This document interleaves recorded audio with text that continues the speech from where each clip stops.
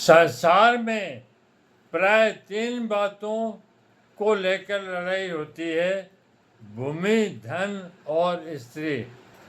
इन तीनों में भी राजाओं का आपस में लड़ना मुख्य जमीन को लेकर होता है।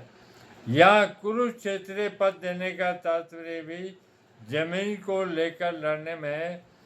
कुरु वंश में धृतराष्ट्र और पांडु के पुत्र सब एक हो जाते हैं। कुरुवंशी होने से दोनों का कुरुक्षेत्र में अर्थात राजा कुरु की जमीन पर समान हक लगता है।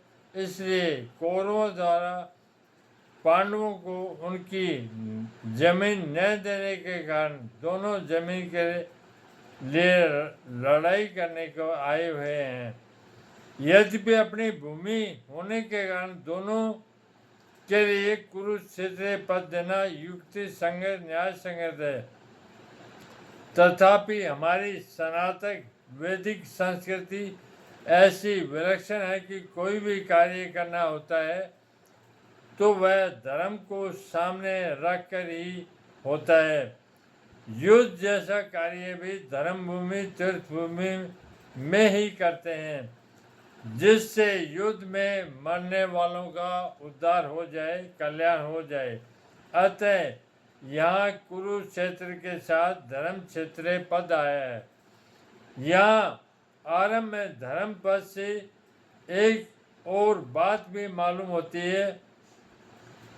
अगर आरंभ के धर्म पद से घर लिया जाए और 18वें अध्याय के अंतिम श्लोक में मम पद से मैं लिया जाए तो धर्म शब्द बन जाता है। अतः संपूर्ण गीता धर्म के अंतर्गत है, अर्थात धर्म का पालन करने से गीता के सिद्धांतों का पालन हो जाता है और गीता के सिद्धांतों के अनुसार कर्तव्य कर्म करने से धर्म का अनुष्ठान हो जाता है। इन धर्म क्षेत्र कुरुक्षेत्र पदों से सभी मनुष्यों को यह शिक्षा लेनी चाहिए कि कोई भी काम करना हो तो वह धर्म को सामने रखकर ही करना चाहिए। प्रत्येक कार्य सबके हित की दृष्टि से करना चाहिए, केवल अपने सुख आराम की दृष्टि से नहीं। और कर्तव्य अकर्तव्य के विषय में शास्त्र को सामने रखना गीता 16 अध्याय का 24वां श्लोक।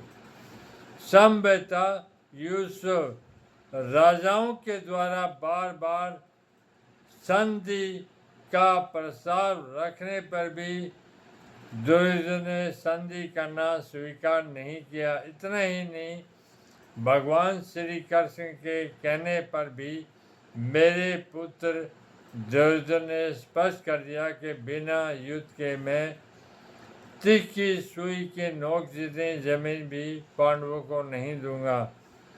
तब मजबूर होकर पांडवों ने भी युद्ध करना स्वीकार किया। इस प्रकार मेरे पुत्र और पांडुपुत्र दोनों ही सेनाओं के सहित युद्ध की इच्छा से इकट्ठे हुए। दोनों सेनाओं में इस युद्ध की इच्छा रहने पर भी दुर्योधन में युद्ध की इच्छा विशेष रूप थी। उनका मुख्य उद्देश्य राज्य प्राप्ति का था।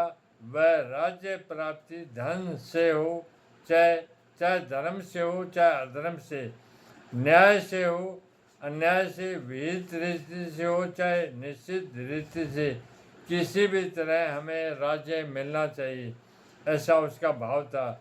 इसलिए विशेष रूप से दुर्योधन का पक्ष युद्ध की इच्छा वाला था।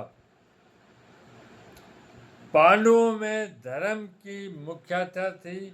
उनका ऐसा भाव था कि हम चाहे जैसा जीवन निर्वाह कर लेंगे पर अपने धर्म में बाधा नहीं आने देंगे, धर्म के विरुद्ध नहीं चलेंगे। इस बात को लेकर महाराज युद्ध से युद्ध नहीं करना चाहते थे, परंतु जिस माँ की आज्ञा से युधिष्ठिर ने चारों भाइयों से सहित द्रौपदी से विवाह किया था, उस माँ की आज्ञा होने के कारण ही महाराज युधिष्ठिर की युद्ध में प्रवृत्ति हुई थी, अर्थात केवल माँ के आज्ञा पालन रूप धर्म से ही युधिष्ठिर युद्ध की इच्छा वाले हुए।